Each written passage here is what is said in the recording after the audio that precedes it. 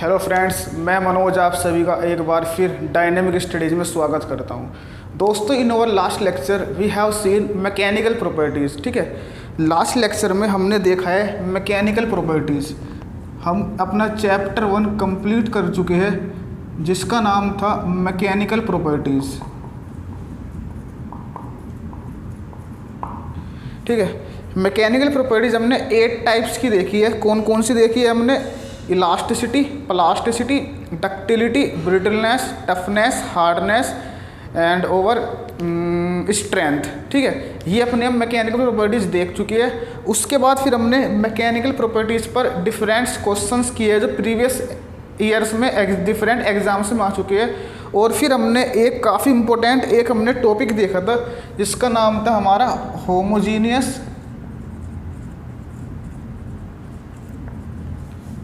And isotropic material.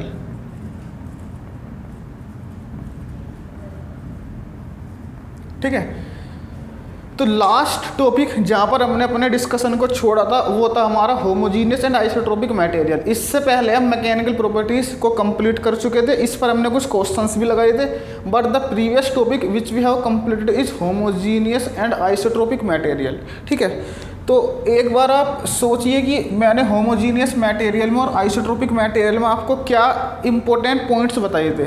मैंने आपको बोला था कि होमोजीनियस मटेरियल वो मटेरियल होता है, होमोजीनियस मटेरियल वो मटेरियल होता है जिसमें जो इलास्टिक प्रॉपर्टीज़ होती है, जिसमें इलास्टिक प्रॉपर्टीज़ होती है वे इंडिपेंडेंट होते हैं लोकेशन पर इन a given direction.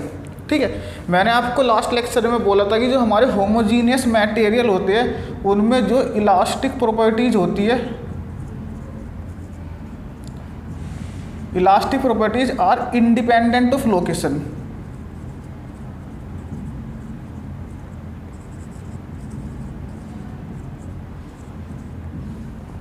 Independent of location in a given direction. और आइसोट्रोपिक मटेरियल में मैंने आपको बोला था कि इलास्टिक प्रॉपर्टीज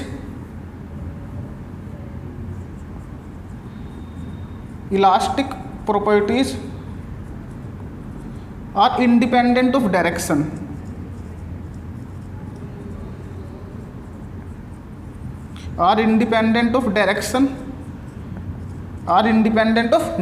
ठीक है, तो ये हमने प्रीवियस लेक्चर में 2 टाइप्स के मटेरियल देखे थे। एक मैंने क्वेश्चन भी कराया था आपको उस पर, इस टॉपिक पर, और उसमें मैंने एक नया टर्म आया था हमारे anisotropic material.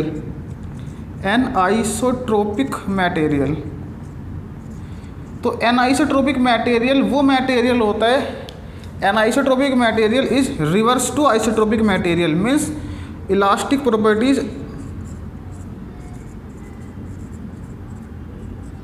properties depend on direction. We can say anisotropic material की जो इलास्टिक प्रॉपर्टीज होती है वे डायरेक्शन पर डिपेंड करती है। तो यहाँ तक हम अपने प्रीवियस लेक्चर में देख चुके हैं। Now in this lecture we will start over second chapter. In this lecture we will start over second chapter and the name of the chapter is simple stresses and simple strain. In this chapter we will start second chapter and the name of the chapter is simple stresses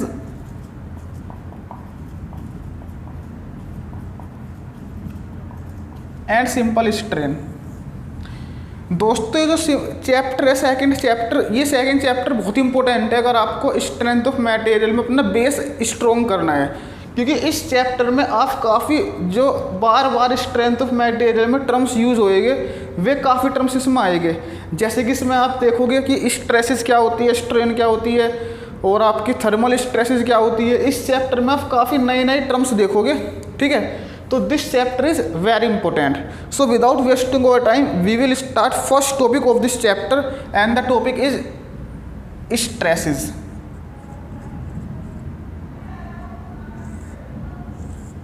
the first topic is stress.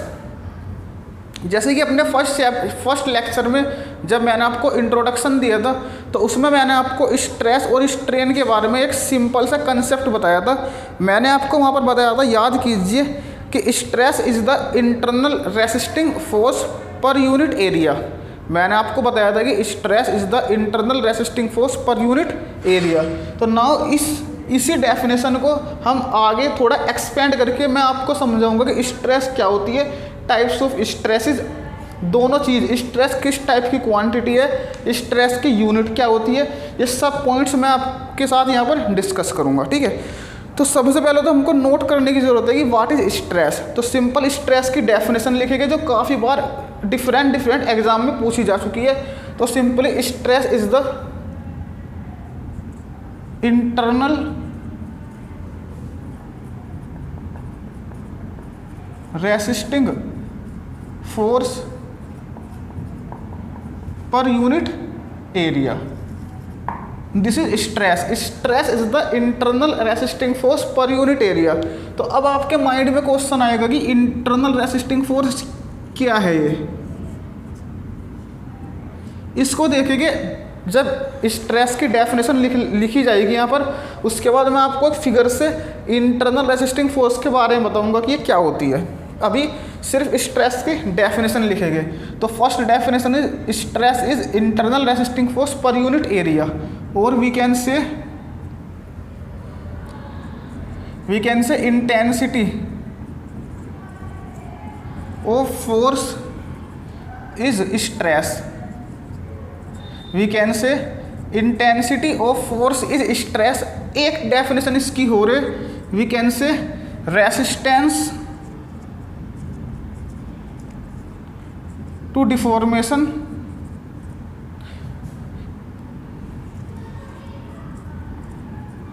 Bye the body. तो ये तीन definition है, और ये तीनों ही definition काफ़ी बार exam में पूछी जा चुकी है। SSC, JEE, UPPSC, different exam में ये डेफिनेशन काफ़ी बार आ चुकी है कि which of the following quantity is resistance to deformation by the body. Answer is stress. तो first is definition of stress. Now we will see what is internal resisting force. Internal resisting force क्या होती है।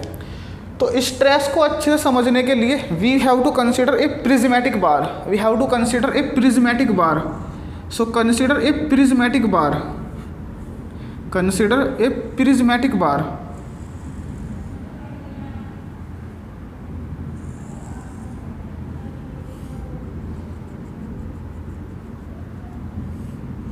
This is a prismatic bar.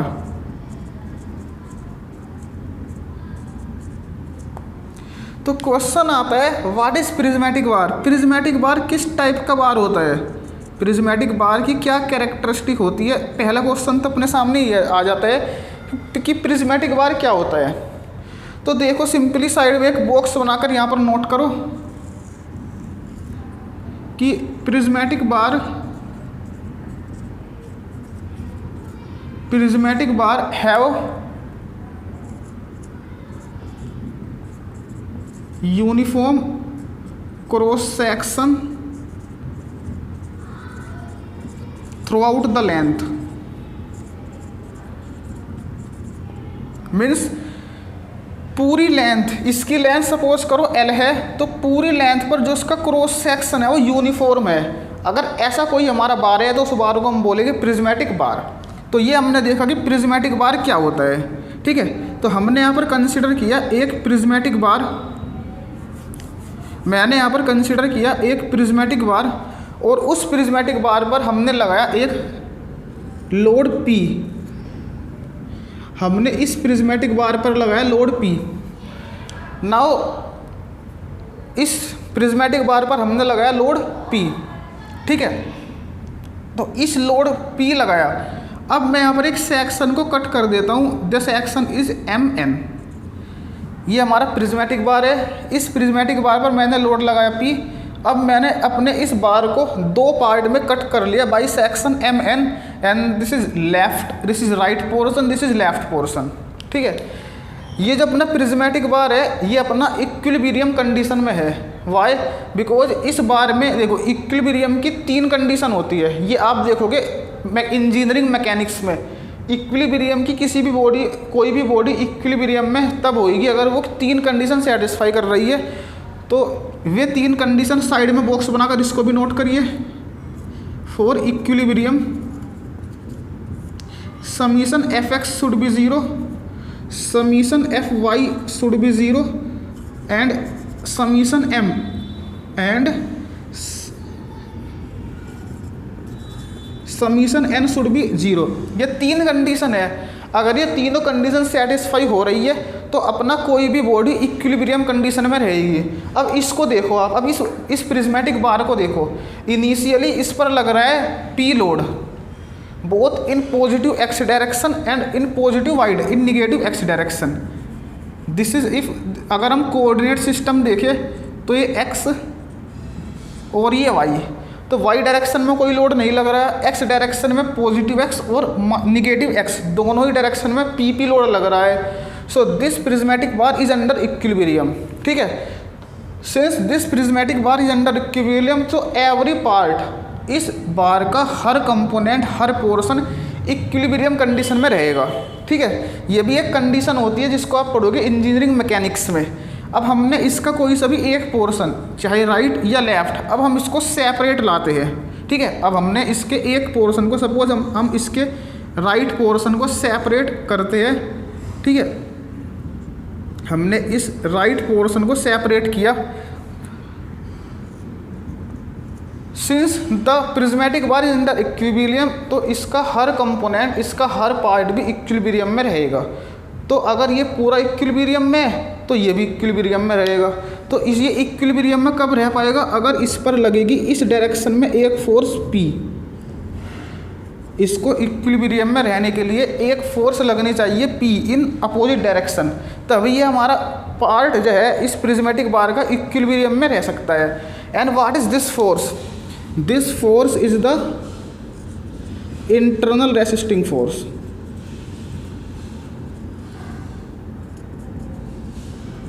This force is nothing but the internal resisting force.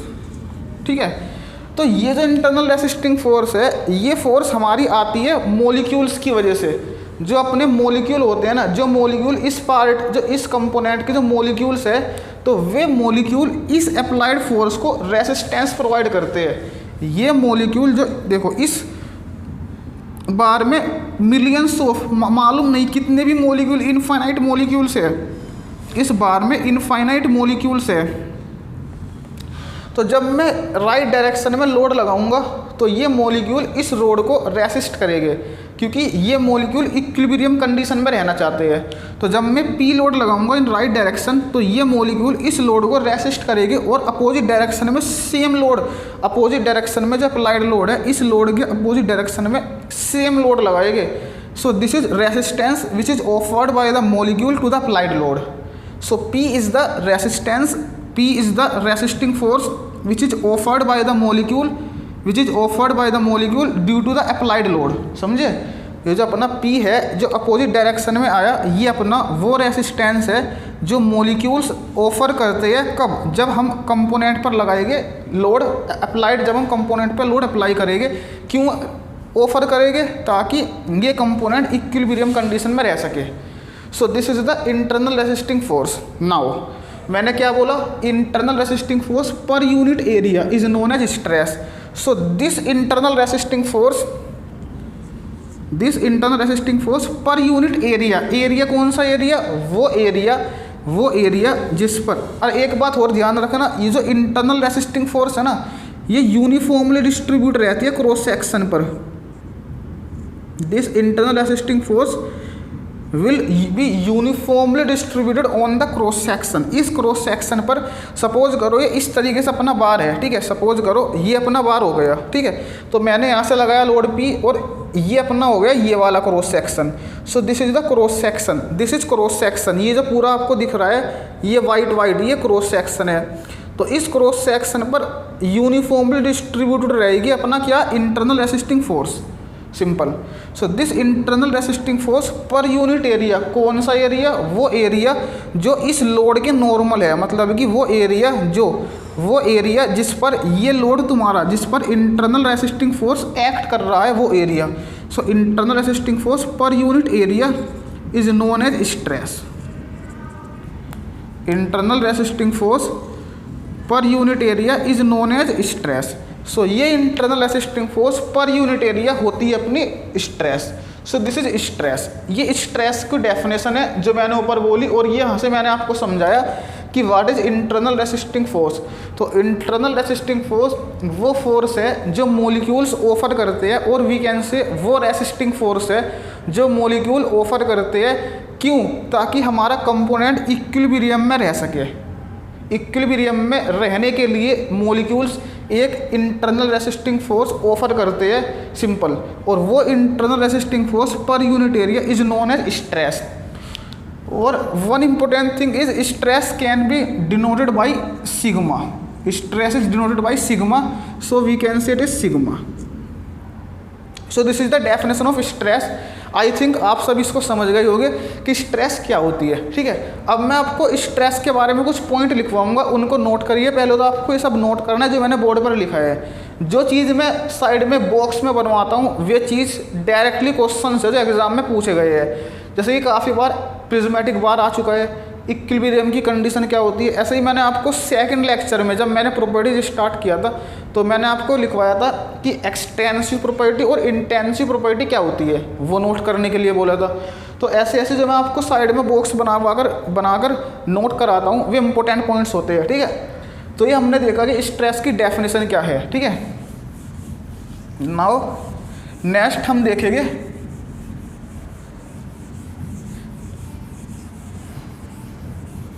Stress किस type की quantity है, stress की unit क्या होती है।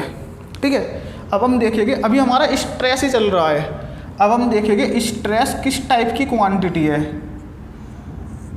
तो नोट करते रहिए जो जो पॉइंट मैं यहाँ पर नोट कर रहा हूँ। Stress is a second order tensor. Stress is second order tensor. तो क्वेश्चन आता है व्हाट इज टेंसर। टेंसर क्या होता है? What is tensor? टेंसर क्या होता है? देखो, आपने अभी तक क्वांटिटीज पढ़ी होगी, दो तरह की होती है। अभी तक आपने जो पढ़ा होगा वो पढ़ा होगा आपने स्केलर और वेक्टर।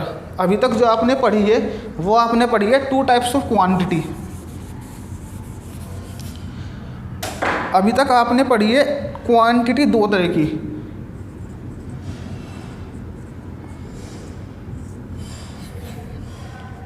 एक आपने पढ़ी है स्केलर, एक आपने पढ़ी है वेक्टर। अभी तक आपने दो तरह की क्वांटिटी पढ़ी है, एक स्केलर एक वेक्टर। ठीक है, अब एक स्केलर के एग्जांपल अगर मैं देखूं तो आपको इसकी हो गया डिस्टेंस, इसका एग्जांपल हो गया आपका displacement.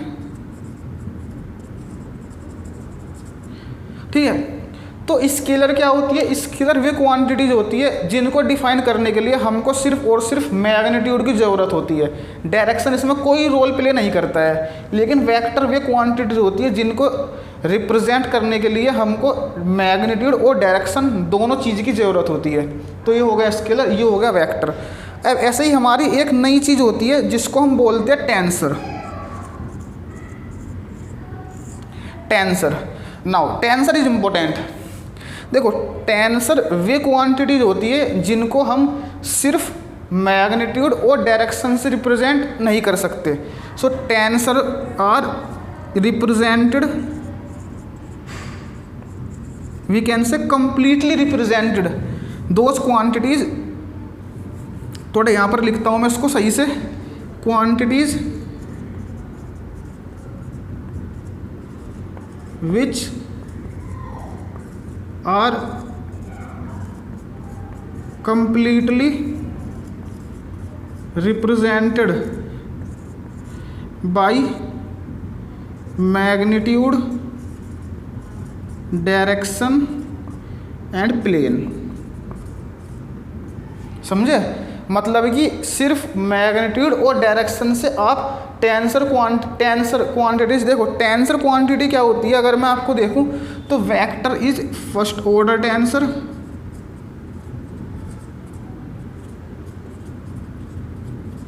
Scalar is zero order tensor, और we can say stress is second order tensor. तो स्केलर क्वांटिटीज़, वेक्टर क्वांटिटीज़, ये सब भी टेंसर ही होते हैं। स्केलर क्वांटिटीज़, वेक्टर क्वांटिटीज़, ये सब भी टेंसर ही होते हैं, लेकिन इनका ऑर्डर अलग अलग हो जाता है। अगर हम वो क्वांटिटी जिसको हम सिर्फ मैग्नीट्यूड से रिप्रेजेंट कर सकते हैं वो होती है अपनी जीरो ऑर्डर टेंसर। वे क्वांटिटी जिनको हम मैग्नीट्यूड और डायरेक्शन दोनों से दोनों चाहिए रिप्रेजेंट करने के लिए, उसको बोलते हैं फर्स्ट ऑर्डर टेंसर। और वे क्वांटिटीज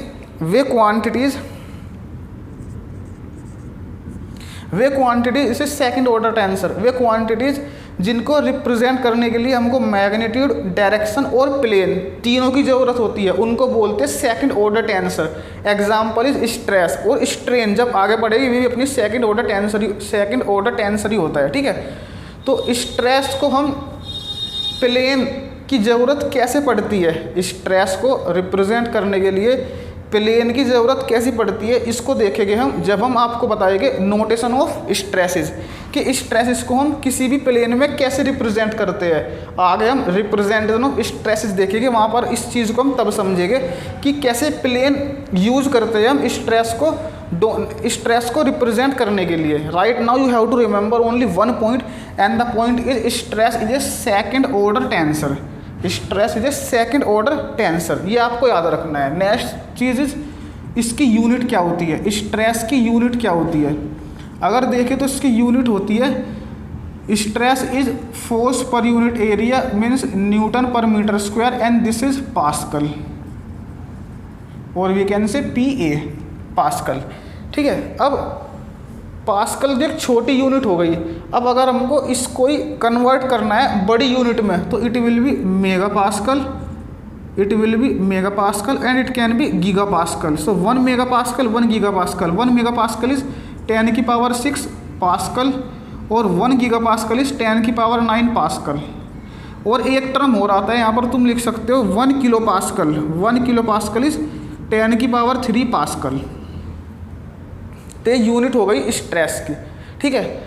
तो ये तो हो गई अपने स्ट्रेस के बारे में सब कुछ, कि स्ट्रेस किस टाइप की क्वांटिटी होती है, स्ट्रेस की डेफिनेशन क्या होती है, स्ट्रेस की यूनिट क्या होती है। Now we will see classification of stresses.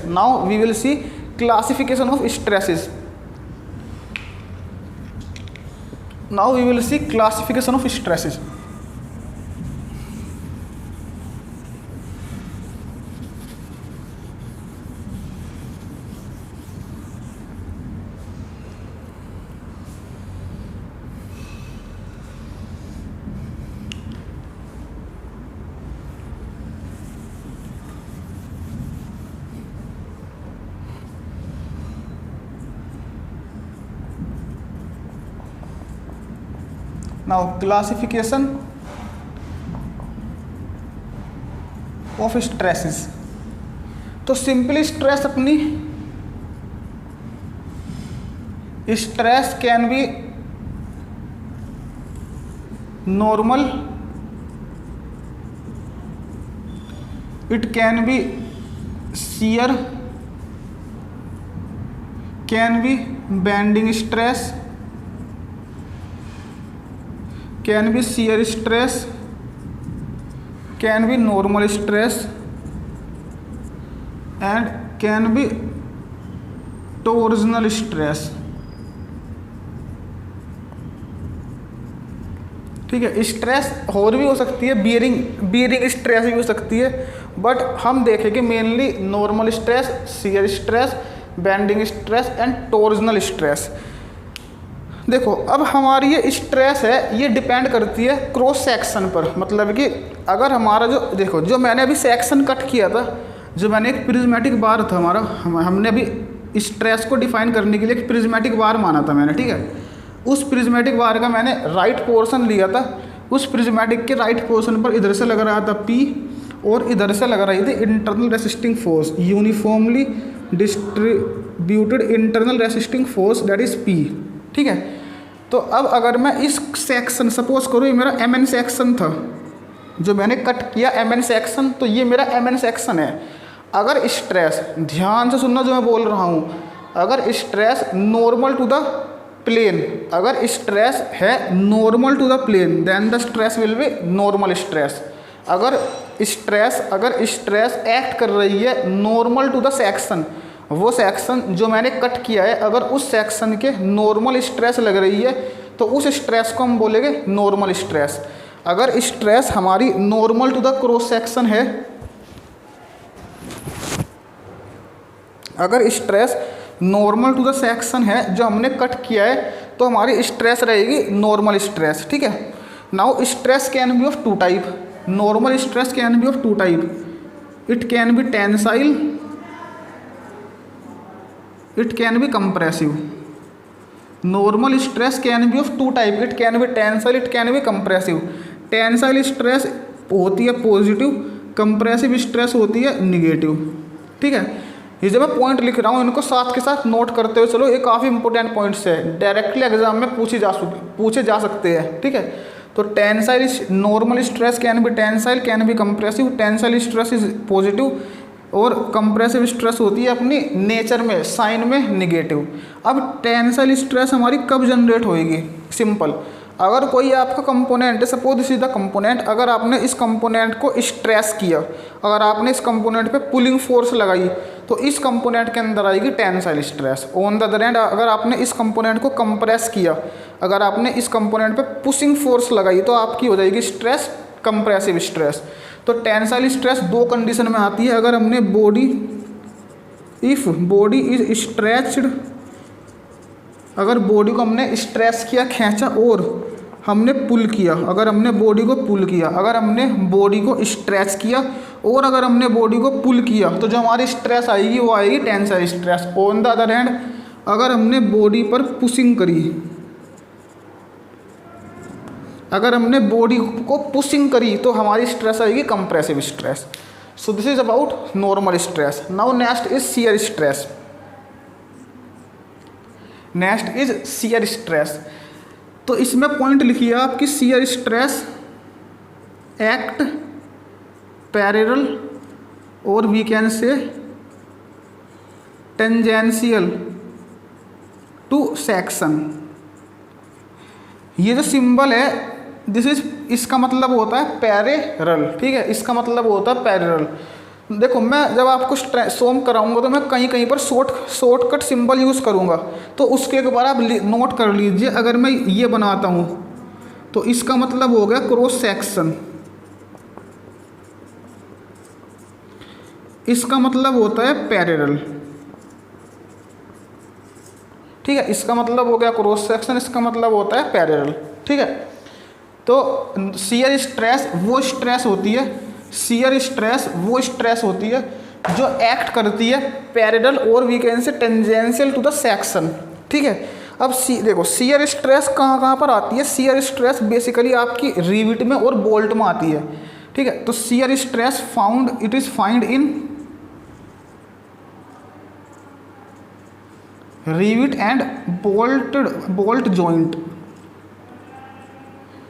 Shear stress find in rivet and bolt joint. Now question आता है कि रिविट बोल्ट जॉइंट क्या होते हैं? देखो रिविट और बोल्ट के बारे में आप मशीन डिज़ाइन में काफ़ी अच्छे से पढ़ोगे, रिविट बोल्ट पर अलग अलग चैप्टर है।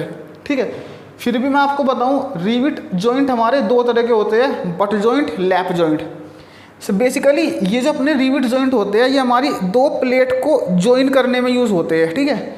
तो मैं आपको यहाँ पे समझाता हूँ रिविट जॉइंट में शियर स्ट्रेस कैसे जनरेट होती है। ठीक है। बोल्ट में नहीं बताता हूँ, यहाँ पर मैं आपको बताता हूँ रिविट में। ठीक है। तो कंसिडर टू प्लेट, दो प्लेट मानते हैं।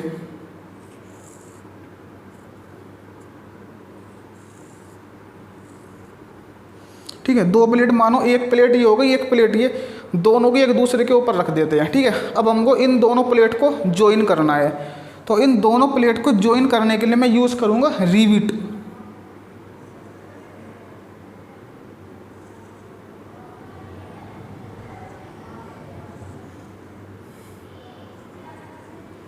This is rivet.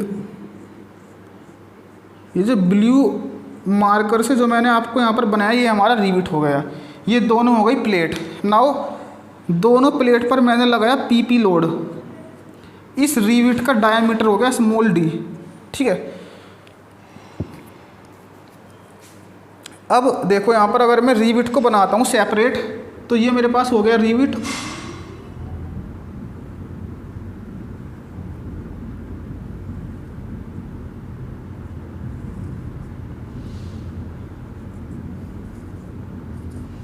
ठीक है। मैंने यहाँ पर रिविट को सेपरेट बनाया, ये रिविट है।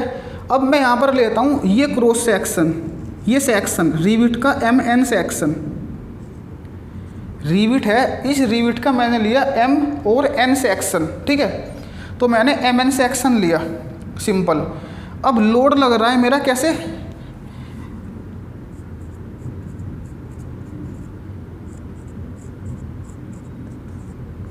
लोड देखो ये मेरा हो गया रिविट का सेक्शन, लोड इधर लग रहा है इधर लग रहा है, मतलब कि लोड लग रहा है मेरा पैरेलल टू द सेक्शन, मेरा लोड लग रहा है parallel to the MN section, load लग रहा है parallel to MN section.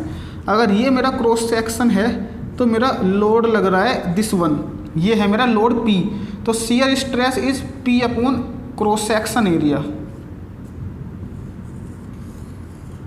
Shear stress देखो, शियर नॉर्मल स्ट्रेस को रिप्रेजेंट करते हैं सिग्मा से, शियर स्ट्रेस को रिप्रेजेंट करते हैं टाउ से, तभी आपको याद रखना है।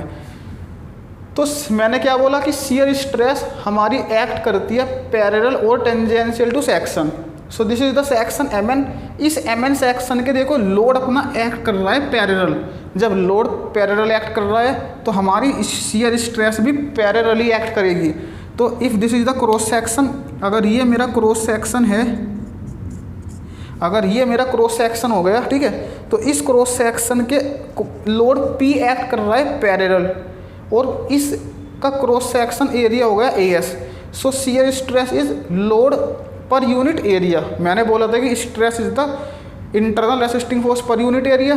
तो यहाँ पर this is the load P, तो दिस लोड P पर यूनिट क्रॉस सेक्शन एरिया, जिस एरिया पर ये हमारा लोड लगेगा, जिसके पैरेलल हमारा ये लोड लगेगा, उसको मैं रखूँगा नीचे। So the shear stress is load per unit cross section area. So this is the shear stress. Shear stress act parallel to the section, simple. In the similar manner bending stress, torsional stress, ये भी हमारी stresses होती है। Bending stress induce होती है जब हमारा bending movement लगता है। Bending stress induce due to bending movement, and torsional stress induce due to twisting movement. It is induce due to twisting movement, ठीक है। तो ये था हमारा स्ट्रेसेस का क्लासिफिकेशन, ये था अपना स्ट्रेसेस का क्लासिफिकेशन, ठीक है। तो यहाँ पर अपना स्ट्रेसेस हो जाता है complete. Now we will start strain.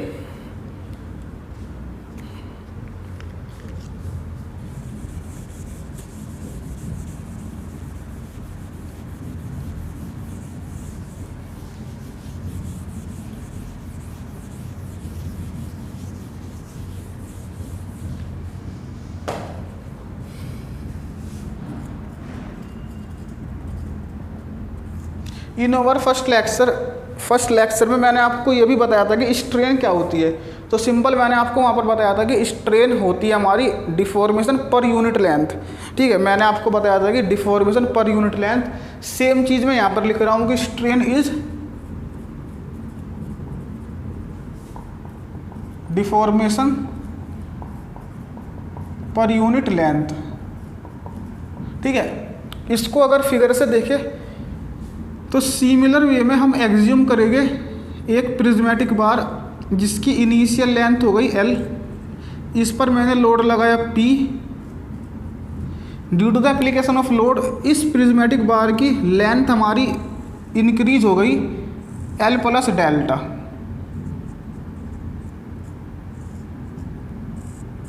Due to the applied load इस प्रिज्मेटिक बार की लेंथ हो गई L प्लस डेल्टा। तो अपना यहाँ पर डिफॉर्मेशन क्या हुआ,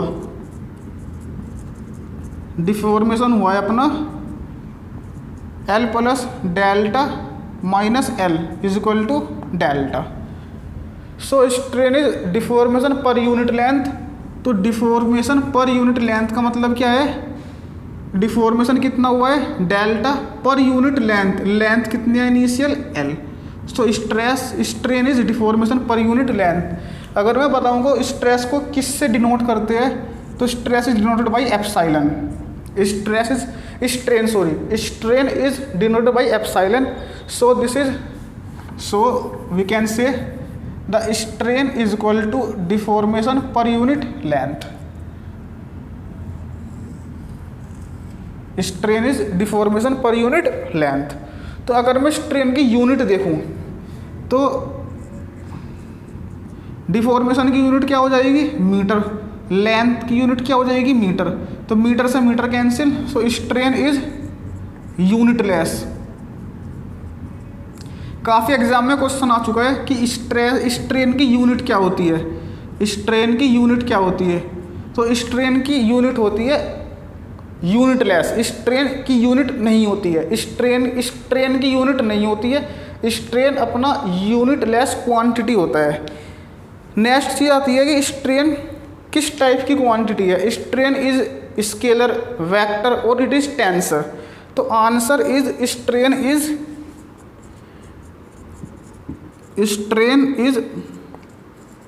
सेकंड ऑर्डर टेंसर। टेंसर मैं आपको बता चुका हूँ क्या होता है। देखो टेंसर तो स्केलर भी टेंसर है, वेक्टर भी टेंसर है, स्ट्रेसेस भी टेंसर है, बट सभी के अलग अलग ऑर्डर है। स्केलर हमारे जीरो ऑर्डर टेंसर होता है, वेक्टर्स क्वांटिटी जितनी भी होती है वो सब हमारे फर्स्ट ऑर्डर टेंसर होता है, और स्ट्रेसेस स्ट्रेन हमारी सेकंड ऑर्डर टेंसर होता है। फिर से एक बार रिवाइज करा रहा हूँ, सेकंड ऑर्डर टेंसर क्वांटिटी जितनी भी होती है उनको कंप्लीटली रिप्रेजेंट करने के लिए हमको उनका मैग्नीट्यूड, डायरेक्शन और एक प्लेन कि किस प्लेन पर एक्ट कर रहा है, वो किस प्लेन के नॉर्मल है या किस प्लेन के पैरेलल है, ये इन्फॉर्मेशन भी हमको देनी पड़ती है, तभी हम उस क्वांटिटी को कंप्लीटली रिप्रेजेंट कर सकते हैं। तो अपने स्ट्रेन सेकंड ऑर्डर टेंसर होता है, मतलब कि इसमें मैग्नीट्यूड, डायरेक्शन के अलावा भी हमको प्लेन की इन्फॉर्मेशन देनी पड़ेगी अगर हम इनको कंप्लीटली रिप्रेजेंट करना चाहते हैं, सिंपल। तो strain is second order tensor, strain is unitless quantity, strain is deformation per unit length. So this is about strain, ठीक है। Now next is classification of strain. Now next is classification of strain. जैसे कि हमने stresses को classify किया है in the similar manner we will classify strain. In the similar manner we will classify strain, ठीक है। स्ट्रेन मेनली टू टाइप्स की होती है। The one is normal strain and second is shear strain.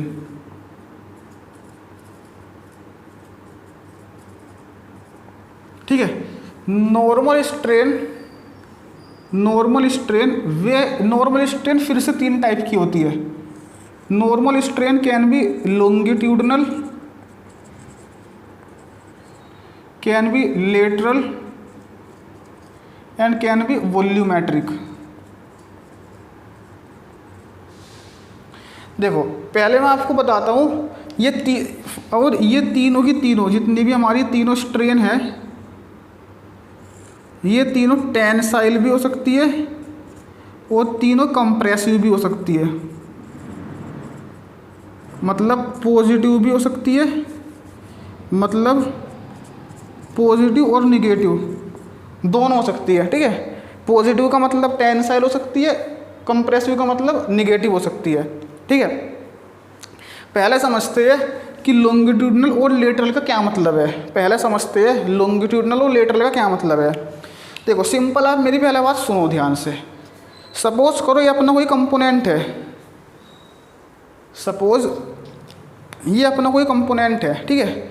मैंने इस component पर suppose करो ये हो गई मेरी एक्स डायरेक्शन और परपेंडिकुलर वाली हो गई वाई डायरेक्शन। तो मैंने एक्स डायरेक्शन में लोड लगाया, इस एक्स डायरेक्शन में लोड लगाने की वजह से इसकी लेंथ हमारी हो गई इंक्रीज। मैंने लगाया टेंसाइल लोड, मैंने इसको पुल किया तो पुलिंग फोर्स लगाने की वजह से इसकी लेंथ हो गई increase.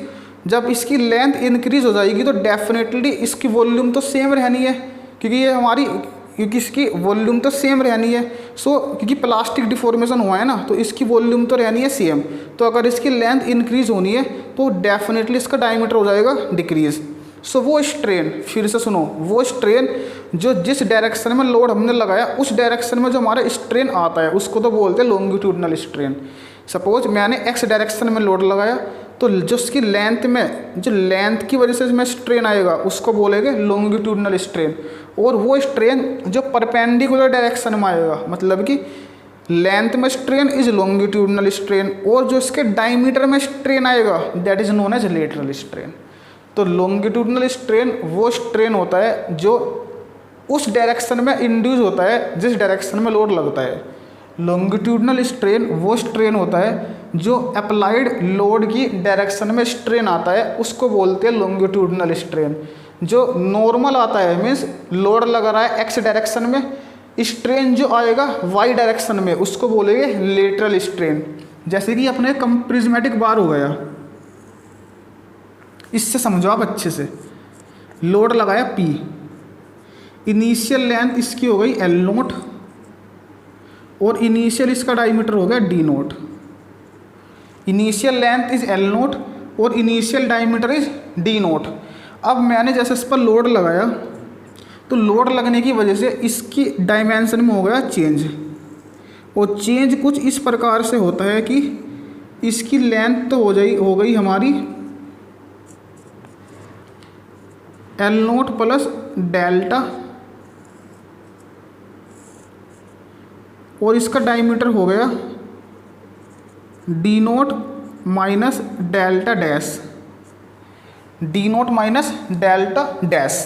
Now strain in x direction, suppose करो डायरेक्शन अगर मैं कोऑर्डिनेट सिस्टम रिप्रेजेंट करूं, this is x, this is y. So strain in x direction is equal to change in length, क्योंकि एक्स डायरेक्शन में हमने load लगाया तो load लगाने वाले डायरेक्शन में जो हमारे स्ट्रेन आएगी means change in length divide by original length, means change in length divide by original length. So this strain is known as longitudinal strain.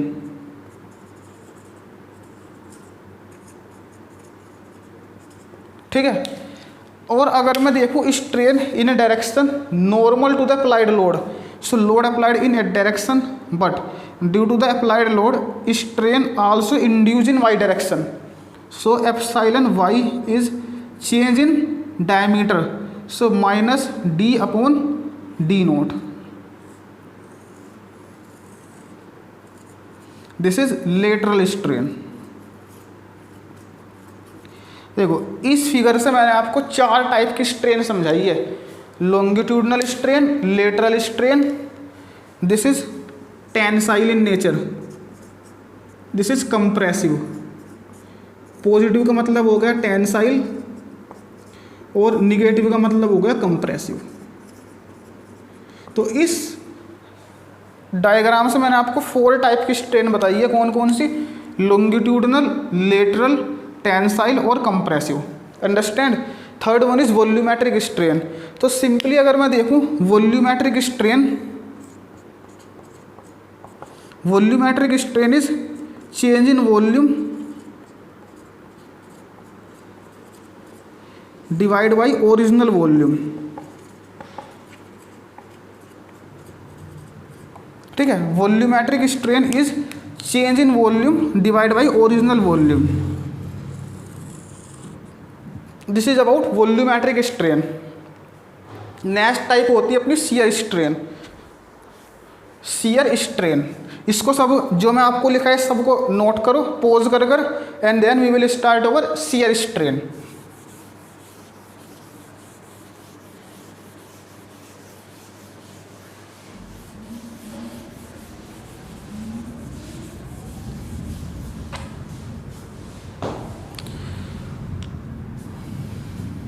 Shear strain is represented by gamma।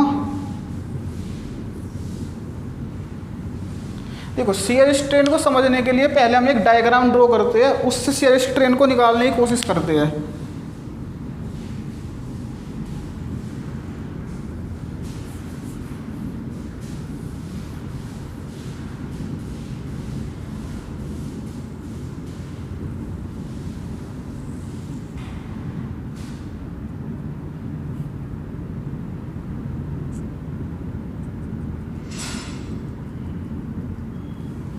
ये हमारे पास कोई भी एक component है, इस पर हमने load लगाया P,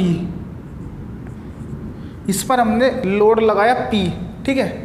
हमको लेना है ऊपर वाला सरफेस, ऊपर वाले सरफेस के लोड हमारे कैसा है, पैरेलल है। सो this is the shear load, this is shear load, this is shear load for upper surface. ऊपर वाले सरफेस के लिए हमारा कैसा लोड है, शियर लोड है, ठीक है।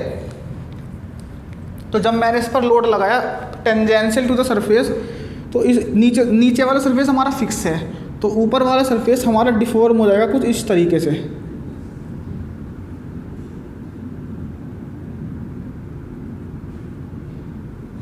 ऊपर वाला सरफेस अपना डिफॉर्म हो जाएगा कुछ इस तरीके से, कैसे, ऐसे, ठीक है। This is suppose this angle is phi, this is delta deformation, this length is L, this length is L. Now tan phi देखिए, अगर हम इसमें tan phi is delta by L, tan phi is delta by L. We know tan phi can be approximately is equal to phi, so here we can write phi is approximately is equal to delta by L. Here we can write phi is approximately equal to delta by L and this is known as shear strain. Since हमने shear strain को represent किया है gamma से, तो हम phi की जगह gamma भी लिख सकते हैं, हम phi की जगह गामा भी लिख सकते हैं, क्योंकि हमने shear strain को गामा से रिप्रेजेंट किया है। So this is known as shear strain. तो shear strain की अगर मैं डेफिनेशन देखूँ तो simply shear strain is the change in the right angle which is made by the two lines। दो परपेंडिकुलर लाइंस है, one is this another is this, तो इन दोनों लाइंस के बीच में जो 90 डिग्री जो राइट एंगल बन रहा है, इस राइट एंगल में जो चेंज आता है that is known as shear strain, and shear strain is delta upon L. It is also a unitless quantity, it is also a second order tensor, ठीक है। तो दोस्तों ये जो हमने अभी देखा है इस लेक्चर में, ये अपना नॉर्मल स्ट्रेस, शियर स्ट्रेस क्या होती है, normal strain, tangential strain, compressive strain, lateral strain, longitudinal strain, volumetric strain and shear strain, ये सब हमने स्ट्रेन और स्ट्रेसेस की डेफिनेशंस, फॉर्मूले, किस टाइप की कौन सी क्वांटिटी है, ये देखा है, ठीक है। नाउ अब मैं अगर आपको नेक्स्ट टॉपिक कराऊंगा जिसका नाम है तुम्हारा स्ट्रेस स्ट्रेन डायग्राम। जो नेक्स्ट टॉपिक है उसका नाम है स्ट्रेस स्ट्रेन डायग्राम। ये टॉपिक आपका अप्रोक्सीमेटली 30 मिनट्स ले लेगा, और अगर मैं आपको अभी उस नेक्स्ट टॉपिक को कराऊंगा तो ये वीडियो काफ़ी लंबी हो जाएगी, तो इसलिए मैं स्ट्रेस स्ट्रेन डायग्राम को नेक्स्ट वीडियो में स्ट्रेस स्ट्रेन डायग्राम को मैं एक सेपरेट वीडियो में कराऊंगा, क्योंकि ज़्यादा लंबी वीडियो बन जाएगी फिर ये, ठीक है। तो जो मैंने आपको कराया उसको रिवाइज करो डेली, एंड जो लास्ट चैप्टर था अपना प्रीवियस चैप्टर मैकेनिकल प्रॉपर्टीज, उसको भी रिवाइज करो, और नेक्स्ट लेक्चर में हम स्ट्रेस स्ट्रेन डायग्राम को लेकर आएंगे। सो दोस्तों, thank you very much for watching this video.